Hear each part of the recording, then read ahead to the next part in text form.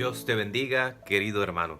Hoy el Señor, como todos los días, nos concede su palabra, una palabra para crecer en la fe, para crecer en el amor, para crecer en ese seguimiento hacia la tierra prometida, hacia el cielo. Por eso nos presenta hoy este texto que tiene por título Discusión sobre las tradiciones farisaicas. Es importante, queridos hermanos, siempre meternos en el texto y aplicarlo a nuestras vidas.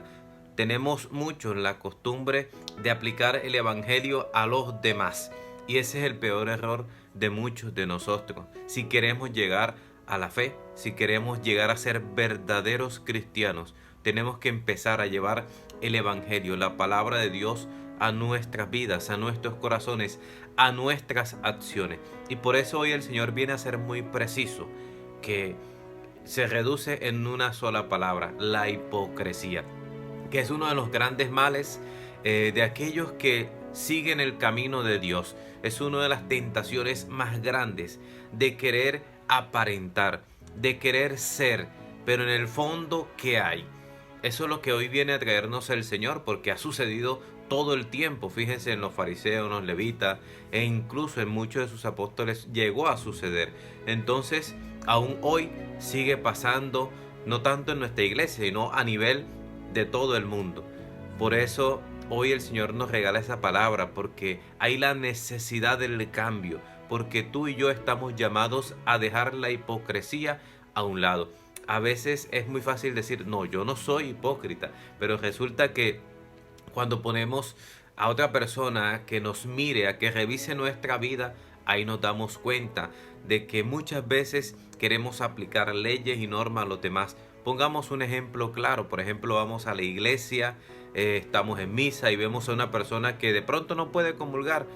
Inmediatamente nosotros decimos, ¿y ese por qué va a comulgar? ¿Y ese que es tan malo? ¿Y ese que hace esto? ¿Y ese que no está casado? Y empezamos a juzgar al hermano.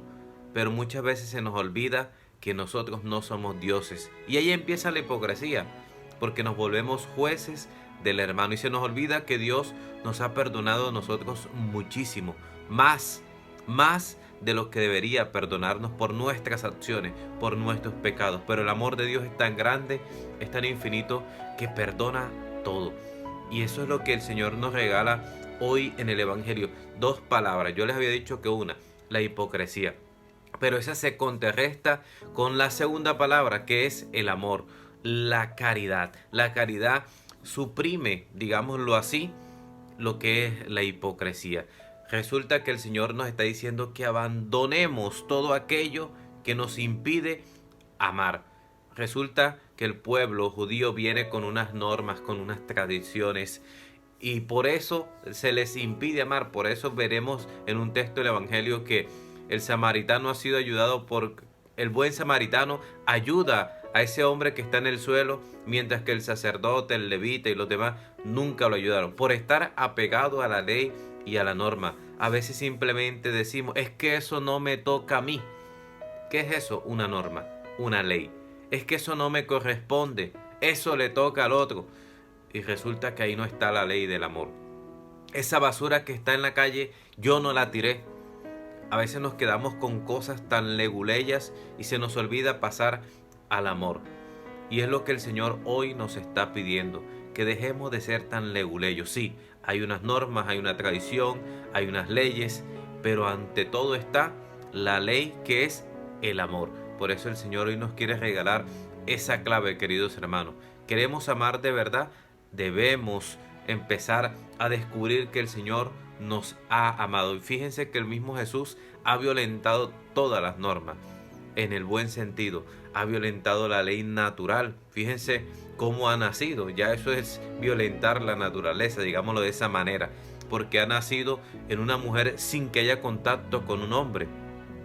Y podemos ver muchas más, pero hoy lo más importante es saber que si el Señor me ha amado, yo puedo amar a los demás. Que no le pongamos peros al hermano, que no nos creamos mejor que los demás, sino que al contrario, busquemos la forma de poder ayudar al otro, sin necesidad de juzgarlo ni creernos más que los demás.